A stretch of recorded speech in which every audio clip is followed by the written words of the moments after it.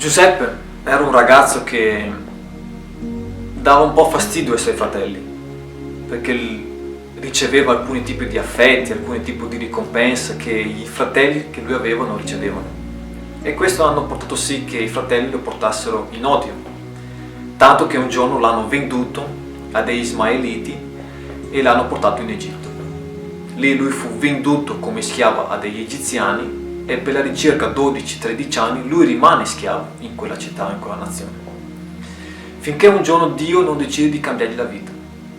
E nel capitolo 39 di Genesi noi vediamo questo passaggio in cui Dio cambia completamente la vita di questo ragazzo in pochissimo tempo.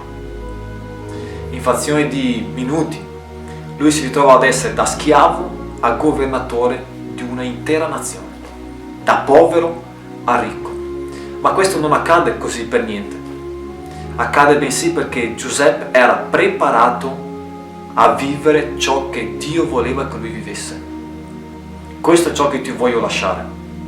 Tutto ciò che tu passi nella tua vita, tutto ciò che tu passerai nella tua vita, serve per cooperare affinché tu venga a essere preparato per vivere ciò che Dio ha preparato per te. Non ti voglio dire che tu devi accettare ogni tipo di dolore e sofferenza, no. È impossibile evitarle.